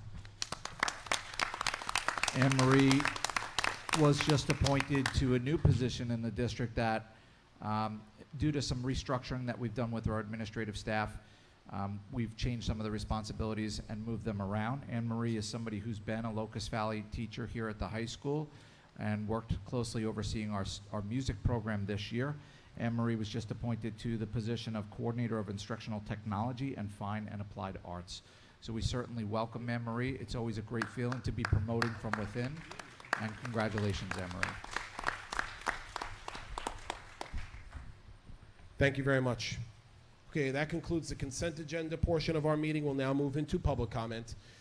Frank Rizzo, 17 2nd Avenue in Bayville. And again, as a reminder, please keep to the 3 minutes. The district clerk will politely ask you to wrap up. Thank you. Good evening. Very happy to hear that the board chose to let the parents choose the mask. Thank you. I had something prepared that was kind of well organized, so I'm going to go through with it. George, you mentioned something. It's funny that you say science is still figuring out COVID. Since the COVID virus has yet to been isolated in a lab, they haven't quite figured it out. Actually, there's a $1.5 million reward on that. You can fact check me, please do. No one believe me? So there's a guy by the name of Patrick King in Alberta, Canada, who just won a court case 2 weeks back. Yeah, he won a court case because the health commissioner could not provide an isolation of the virus. They don't have it. I just want to put that out there for food for thought. I don't want to get into any other thinking. Just got to speak into the microphone. I'm sorry. Thank you. So what I want to talk about is the electronic survey. 30% is an average response rate. I looked it up. That's pretty good numbers. And we came close to that. 1,200 residents, 1,900 students. If there was 2 parents to that number, 38, but more than 1 kid, only 1 parent in some scenarios. So that's almost exactly 30%. Over 50% of the community agree that we should make masks and any other medical decision, especially the experimental gene therapy shot. It's not a vaccine. I really wish people would stop calling it that. It's an experimental shot. It hasn't been approved by the FDA, nor has it gone through any long-term testing. And since they skipped the animal trials, we're the new guinea pigs, just to let you know.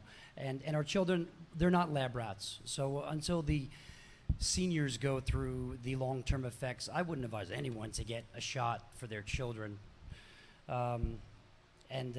Whatever did happen to natural immunity, there were so many positive cases. If you had the antibodies, No doctor in their right mind should not test you for antibodies prior to getting this experimental gene therapy shot. I mean, there's repercussions. There is adverse reactions. There's actually a whole thing on the CDC called the VAERS, V-A-E-R-S, and it'll tell you the numbers. It's a little tough to navigate lately because they changed it, but over 13,000 have passed from the experiment, and that's a fact. And Dr. Zito can fact check me on that if you'd like. The people have spoken. The data's in. We are following the actual science, not political science. Since when have doctors been told what and not what to prescribe? By criminal politicians. Cuomo banned the FDA-approved hydroxychloroquine. Excuse me. That showed positive results from the beginning. Why? Political science is the only answer to that. He is not a medical expert by any means. He can barely say hydroxychloroquine, let alone spell it. So why are we allowing these politicians to dictate what we can and can't do? These people are not gods. They merely are puppets for the political party they serve. They do not listen to the people, and sure as heck do not represent the majority. I want to ask the board this question. Do you want to be a crooked politician? Huh? Do you want to represent the people who put you into power? Okay? Because if you want to be a politician, you can go to Albany and D.C. There's plenty of corruption there for you. So now it's time for us to do what you have been given the power to do, and that is to listen to the people. You're not legally bound to any mandation or recommendation that a tyrant government gives you. Your lawyers told us that. Mr. Rizzo, thank you. I don't. Okay. The knee-jerk environment for our children, it needs to stop. We need to have a healthy, safe place for our children. Thank you. And thank you. Thank you for your comment. Okay, we have several, I think 17 comments to read through, so we'll do that now. But I'd like to defer to Mr. Cantone because you're here.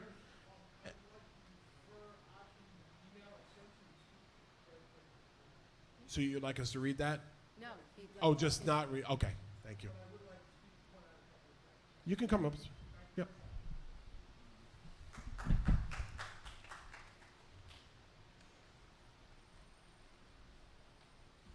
Okay, Stephen Cantone. First off, I want to thank you for taking the time to read what started off as an email and turned out to be like a 4-page essay. Decided, for those of you who don't know, I sent an email earlier, probably this week, touting 30 different studies, and it pretty much was all for nothing because you did what we expected you to do, and we thank you for that. I can't say enough. Giving us our choice is what we asked for. It's what you sent the letter for, and you stood up and backed your word. And for that, I have to give you credit. A couple of things I do want to touch on in regards to what the teachers union, the woman from the teachers union said earlier, touting certain studies. I'll be more than happy to give her some of the studies that I passed on to the board because they are from the longstanding CDC and it's actual science, not just mandates. You guys made me do a lot of work for no reason.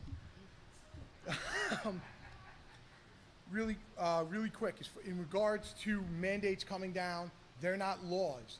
The soon-to-be governor doesn't have any executive power, and there are no constitutional grounds to turn around and hit you with a mask mandate.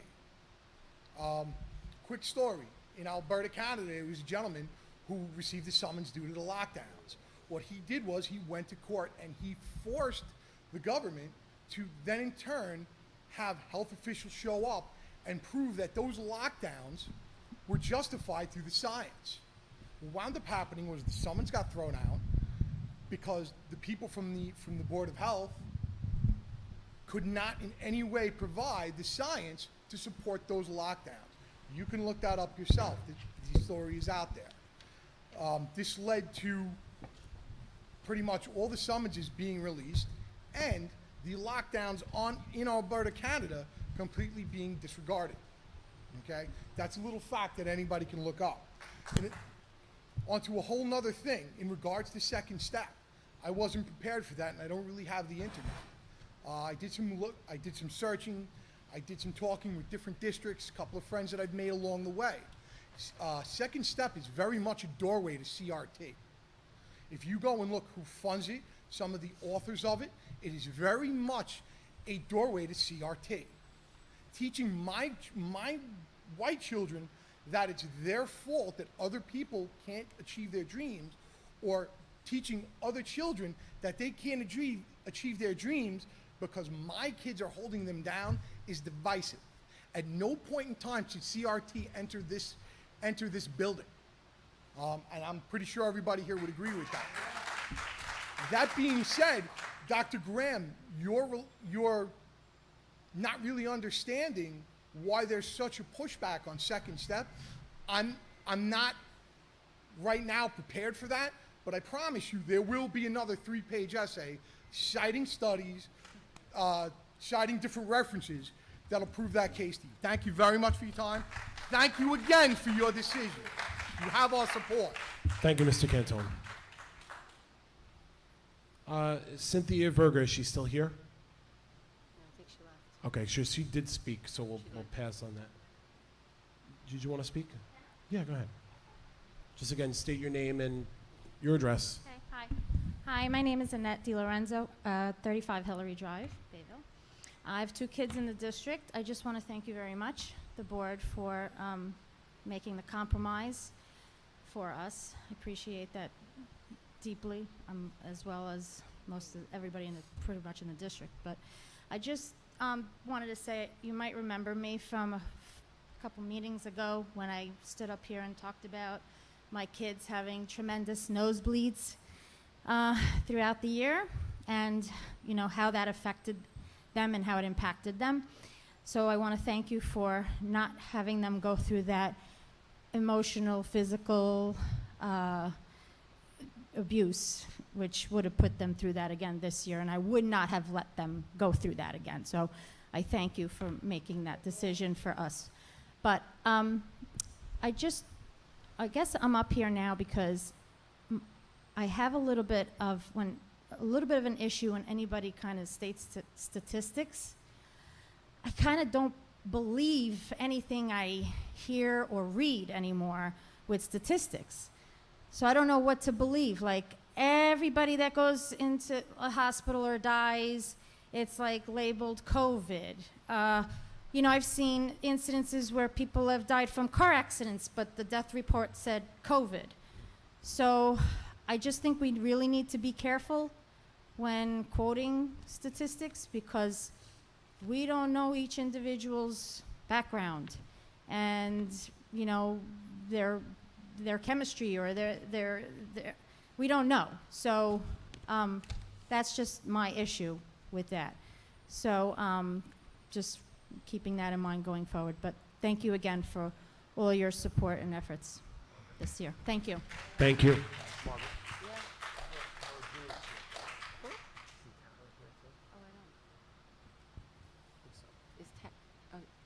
You can speak?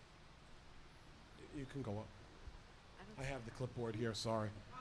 We're going to start reading the ones that were submitted. Yeah, I'm sorry. I'm so sorry. Just again, name and address so we have it for the record. Yes, Thank you. I will. My name is Lori Minicozy. I live at... And the microphone, Lori. Oh, my name is Lori Minicozy. I live at 2 Trade Winds Drive in Bayville. I'm not used to speaking on this format. I'm going to move this up, Annette. You're a little tiny person. Hello, board members, Dr. Graham and Susan. I'm the current Bayville Elementary Parent Council president. But most importantly, I'm a parent of my son, Luke, he's 9, and my daughter, Lily, is almost 12. And I am and was in favor of parental choice. But as Parent Council President, I'm honored to advocate for all parents as in Bayville Elementary, as you guys advocate for all of us in the community. Whether you agree or disagree with us, you still meet and discuss and vote and I believe do the best for our district. So on that, I really wanted to thank you, you know, because I know it's a lot of work and it takes a lot of time, and you guys don't get the praise that you deserve. It's a thankless job sometimes, but I appreciate you, and I know my parent council appreciates you. And poor Dr. Graham hears from me far too often than he should. As a parent, I respected all the speakers here this evening. But tonight, the SEPTA Executive Board spoke on behalf of their board, I assume, and not their membership. I am a SEPTA member, and they did not represent me. And as Parent Council President, I'm speaking on behalf of my board that we don't impose our views on our K through 5 parents, nor would I impose it on anybody. I respect my friends' views that are different. I look to my friends for those different views and maybe to see things through someone else's eyes and what makes them tick. In our schools, maybe we should really reiterate, keeping the kids home when they're not feeling good and when family members are sick. Teach them hygiene and increase sanitation and give them, teach them healthier habits. This was a very slippery slope, and I know it was a tremendous amount of work for you guys. But unfortunately, you know too well that you can never please everybody. But I think you really give it 100% and try to see everybody's views. I appreciate your hard work and dedication again. I wish you the best of the rest of the summer. Have a great summer, and thank you very much. Thank you, Ms. Minicozy. Okay, so is Tara here? There's Tara. Do you want us to read it? Yeah, we would defer to have you speak in person. Thank you. All right. So I want to thank you all for giving us the option, because obviously my email was very, please give this to the parents, let them choose. I appreciate everybody that came here and spoke tonight. I just want to, I'm very grateful that we have the opportunity and we have these meetings where we could come and speak how we feel. And I'm sure, as most of you who watched last night or who were here, we placed a call to Northwell Health. They had stated that there are 0 pediatric COVID patients. So that's just another step along the way that we have to getting through this pandemic and kind of letting it run its course and letting parents make the choice. And if parents want to keep their kids homeschool, or if they want to mask them versus not mask them, I think that is something that just needs to remain consistent, that it's parental choice. We cannot have our rights be taken away. Our children come first. Of course, all the children in the community come first. Special needs, children that have disabilities, children that are immunocompromised, and I understand that. But everybody needs to work together, and I'm going to promise on here on out, as well as I've tried to have been, I try not to be angry and frustrated. I try to listen to the other side as well. I just know that I have seen a dramatic change in these children in the last year by wearing these masks. They are afraid to take them off. They don't know who they are. They're afraid to mingle with other children. I had a headache the other night, and my daughter thought she couldn't go to camp because she thought mommy was sick and had COVID. This is the fear we are installing in these children, and it's not right. We need to hopefully move past this and continue to talk to the board, and please continue to take our emails, our calls, and do whatever we can do to keep everybody safe. Thank you for your time, and thank you for your vote tonight. I appreciate it. Thank you. Okay, so Margaret and I are going to go back and forth, sharing those that have been submitted. We received many emails over recent months, and I want to assure the public that every email that is sent to the Board of Education is received by all board members, and we read them all. This is going to be the last meeting. We may have to change it in policy, but since we are back in full person, we will be expecting people to make comments, barring any extenuating circumstance, in person. Here we go. Dr. Graham, Board of Education. I'm a new parent in the district. My young, healthy, energetic son will be entering kindergarten at Ann MacArthur in September. The fact that he's attending a new school and potentially not able to see his teachers and friends is extremely unsettling. My son has an IEP and learning needs, which makes it even more upsetting to me. If a child has issues with speech, how can he expect to learn and thrive with a mask covering his face? If a child has sensory issues, there's a mask mandate. How can he expect them to be comfortable in their learning environment if we are making them uncomfortable by wearing a mask. Scientific evidence shows masks do more harm than good in children psychologically and physically. It should be the choice and not forced. Our children need and deserve normalcy. Local daycares, preschools, and camps have been open throughout the pandemic with no mask mandates, with 0 cases among children. I do not consent to these suggestions. They are not laws. When deciding a reopening plan, please, I ask you to consider making masks parental choice, as one size does not fit all. And this is from Erin Gillespie, 22 Horse Hollow Road, Locust Valley. Okay, dear board members, I hope that everyone has an enjoyable summer up to this point. I also want to thank you for all your efforts, past and present. I am unable to attend tonight's Board of Education meeting, but wanted to convey my thoughts regarding 2 topics for the upcoming school year: masks and interscholastic sports. As I am sure many members of the community will be attending and have an opportunity to speak live, I will keep my points on the topic of student masks short. Wearing a mask at this point should be a personal parental choice and not a mandate. When one considers the circumstances and events that have gone on in the recent weeks, events attended by hundreds to hundreds of thousands of people, all in close proximity, some packed in all together, it almost seems mind-boggling that this discussion needs to be had.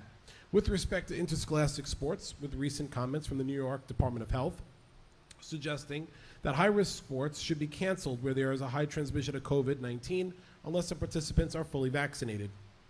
It is of utmost importance that our superintendent and athletic director communicate to Section 8 that such recommendations fly in the face of our experiences this past January through June, where all sports were able to be played and there were no significant COVID-19 related transmission related to sports participations. As Section 8 is a member-driven organization, with the members being the individual school districts and schools, a clear message needs to be sent to the administrators of the section, making it clear that our district's wishes to play sports uninterrupted and without undue angst over and from their student athletes' participation. Further, the district should demand that any such discussions be conducted via a full and transparent vote of all Section 8 schools. Our experiences last summer and fall should serve as a reminder as to how things transpired, where the decision process was anything but transparent and left many doubts as to where the districts all stood before decisions were made. We all have now dealt with many unfortunate circumstances and results from COVID-19, with many of those in our schools explaining away past practice, policies, and decisions as beyond our control and authority, which would suggest that with that authority, completely different decisions would have been made. We are now likely in situations where differing levels of government have or will provide guidance only, and that this is the authority is now fully under our administration's control. I trust that those in positions will now actually use the authority and make decisions based upon the prevailing will of the constituents and parents for what is best for the students and student athletes. Thank you for your consideration. Rick Peixoto, 40 Johnston Street, Locust Valley. Dear Board of Ed and LV administration, thank you for all your time and support that you've always given our children. I'm writing to you today to beg for optional masks for our children this coming year. I have 2 children in elementary schools and both have had negative experiences wearing the mask last year. I couldn't even imagine sending them to school wearing a mask again. I'm asking you to please let masks be optional for our children. We need to remember how every child is different, and in order for all children to learn and excel academically and socially, they need to not be distracted by the anxiety of wearing a mask. Thank you, Christy Fareed, Bayville. No address. Dear Dr. Graham, Locust Valley School District Board of Education, I am prompted to write this letter to the Board of Education after viewing the working session that took place on Monday, August 16th. I'm a lifelong Bayville resident and veteran private school parent of 15 years who this year decided to try what I had heard repeatedly about our local schools, that Locust Valley School District is as good as local private schools. This is why I enthusiastically registered my youngest and rising kindergarten to begin in September at Bayville Primary. Now I am seriously reconsidering this decision. If the issue at hand is parental choice, then I choose, based on the articles attached and other founded research, to have my rising kindergartner in a classroom where she and others are wearing masks while indoors. By voting to make the school mask optional, the Board of Education is negating my ability to make this choice. On a note of personal experience, my daughter wore a mask in full-day pre-K at Portledge last year. She wore it the whole time while inside, but was able to take the mask off to play outside when there was distance and at lunchtime. This helped keep everyone in the community safe, students, teachers, and staff. Most days, she got in the car after a school day lasting from 8:30 until 3:30 and had to be reminded to remove her mask. She did not mind wearing her mask, nor did she ever complain of it. She was able to communicate, emote, and develop her friends who attended other preschools also wore masks.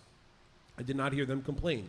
The only people I hear complaining about the mask is a smattering of people, many without young children who are ineligible for vaccine, and this Board of Education. The survey that went out seemingly seemed to indicate that the community is split almost evenly about the issue, 47% versus 53% in favor of not implementing universal mask wearing, and 16% versus 15% voting toward removal of students if social distancing is not maintained, versus removal of students from the district with universal masking implemented. However, I do not want this board to make this medical decision which affects my child during a pandemic based on their own or community opinions. I want this governing body to follow the best practice and recommendations put in place by the American Academy of Pediatrics, CDC, and the Board of Health. Results show that universal masking reduces exposure to respiratory aerosol particles regardless of orientation, and separation distance between the source and recipient. Additional universal masking prevents transmission to and from individuals who are asymptomatic or pre-symptomatic. I believe by not following the Academy of Pediatrics and the Board of Health recommendations, this Board of Trustees is endangering my daughter's welfare. My family will be left with no recourse other than to pull her from the district to protect her from this Board of Education's reckless action. And that the idea that the LVCSD is equal to private school will finally be debunked. That's from Stacy and Julian Daniels, Willow Ridge Road in Bayville.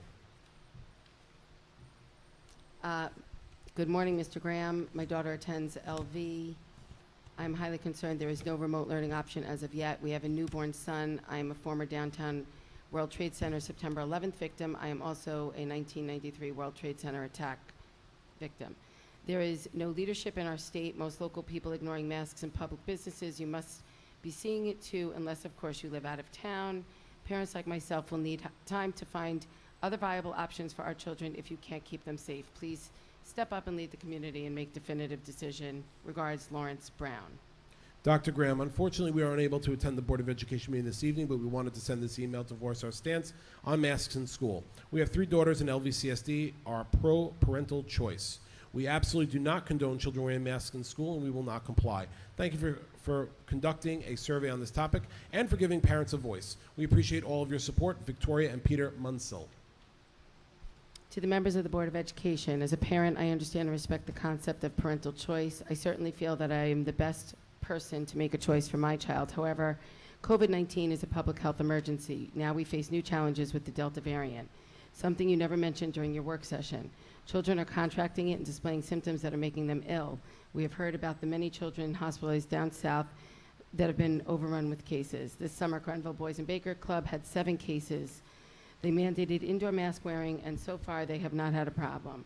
Experts predict Delta will wreak havoc on the Northeast schools this fall. Children are most vulnerable population due to the fact vaccinations are not available to them. We are hearing more about breakthrough cases as well. I personally know 3 different vaccinated people who tested positive for Delta and experienced symptoms. No, I do not want my child wearing a mask all day, but I don't want my child hospitalized either. I do not believe optional wearing is fair. If I choose for my elementary school age child to be masked and the rest of the class is unmasked, what do you think my child is going to do? I believe there needs to be consistency. So I propose mandating masks in all common areas, put the barriers back around the desks, and allow the children to remove desks during class time. When they get up from their desks, they put their mask back on.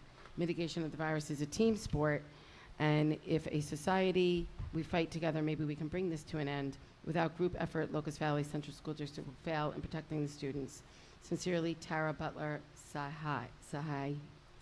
I'm S-A-H-A-I. Hi, I'm a parent of a 3rd grade student. I have been struggling with my son to put a mask on because of his allergy and hard time to breathe. I am pro-parental choice and do not condone my child to wear a mask. I will not comply. Thank you, Jolanta. Oh, it's my turn. Dear Dr. Graham, I hope all is well. I called you earlier this month regarding mandating masks for our children under 12 that don't have the COVID vaccine. The CDC recommends universal indoor mask wearing for teachers, staff, students, and visitors to K-12 schools regardless of vaccination status. Children should return to full in-person learning in the fall with layered prevention strategies in place. As you are probably aware, this week, the State Education Department also stepped in and issued statewide guidance on reopening schools to implement universal mask wearing to protect children and teachers. Masks are the only protection our children have at this time. We don't know the long-term effects of COVID. The highly contagious Delta variant is a huge concern. We are the epicenter of this epidemic.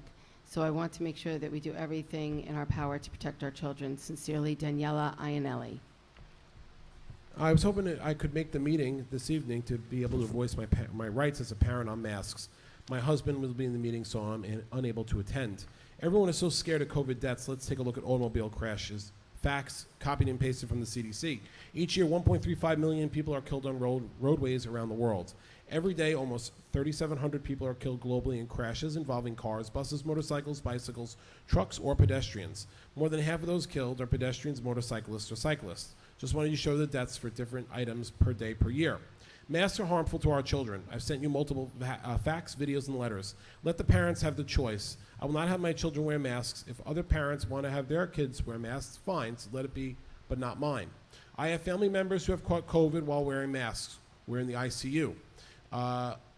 These masks do nothing but get you sicker. Here's another point. The teachers have a choice not to get vaccinated. Can you show me all the teachers are vaccinated in Locust Valley School District? Of course not, because they have a choice. A choice because they are adults. I am a parent of 4 in Locust Valley Intermediate. 2 were born premature, have immune issues, and this is my choice to send my children to school without masks. If other parents do not like it, keep your kids home. This is supposed to be home of the free. I have a choice to parent my own children. They are not yours to abuse. This is abuse. Stop the child abuse. Do not demand my children or the family's children that would like the option not to have our children wearing masks. We have rights. From Cheryl Dembowski, 39 South 6th Street. That's it. Oh, hold on. Another one. Dear Dr. Graham, unfortunately I am unable to attend this evening's board meeting, but I want to share my stance on masks in schools for the upcoming school year. Our family is pro-parental choice, and we do not want our daughter to have to wear a mask in school this upcoming school year. Our daughter will be entering first grade, a pinnacle year learning how to read and write.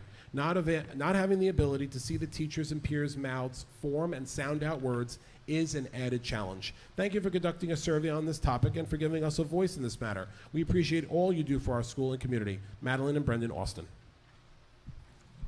The Locust Valley Central School District did an exceptional job keeping its children safe last year. It is necessary to continue to do so this year with mandating masks.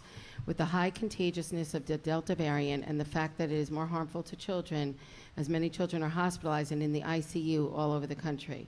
I encourage the school district to follow the same safety protocols as last year, that everyone, regardless of vaccine status, wear a mask indoors until children 12 and under can be vaccinated. The CDC, AAP, and NICED all issued guidance that are the best way to protect your unvaccinated child in school is to implement mask mandates. Many school districts in Nassau have already mandated masks in their districts, such as Port Washington, Manhasset, and Rockville Center. Please follow their lead and protect our children. It is not effective to make masks optional, because wearing a mask is mostly effective in protecting others who are in the same place. It's not like choosing to wear a seatbelt or a helmet to protect yourself. Wearing a mask is most important to protect others from catching the virus from you. We all want to get back to normal, but it is obvious our children are still very much at the risk from this potentially deadly virus. I think we need to be clear that this is not a political or civil liberties issue. It is a public health and medical issue. I am hopeful vaccines will be available for children under 12 in the near future, and request that masks be mandated until that is possible. Thank you, Karen McDavid. And finally, when the pandemic began, the lack of knowledge justified the precautionary measures we took in our schools. Over 525 days have passed, and we now know that COVID-19 is less dangerous to children as the flu. We now have vaccines available to all teachers and other adults, and all children over the age of 12 who choose to get them. Yet, despite what we now know and have available to us, we are still making our children's school experience as miserable and unnatural as possible. How are children supposed to develop social skills when they can't see each other's faces, when they can't read facial expressions that show and teach feelings and emotions, when they can't sit together, and when they can't play together? How can we justify hiding teachers' lips and muffling their speech? This is how is it benefiting linguistic and literacy skills for our young children? Our community did an amazing job this past school year with following the rules set in place and with respecting each other. I have full faith that our community will continue to respect each other and follow the rules this school year. Parents who feel their children should wear a mask in school should have the choice to send their child masked, and parents who feel okay with not masking their child to school should also have that choice to do it. Let's get back to focusing on what our children really need. Let's get back to focusing on education. Let's get back to focusing on our children's social, emotional, mental, and physical needs. Let's get back to parents making their decisions for their own homes and children. How many children saying, "I can't breathe," will it take to believe them? From Alexandria Lamcris, on the Knolls in Upper Brookville. And that concludes public comment. Is there any need for the board to go into executive session? If not, I'd like to entertain a motion for adjournment. Motion for Trustee Zito, seconded by Trustee Steele. All in favor? The board is adjourned. Have a great night.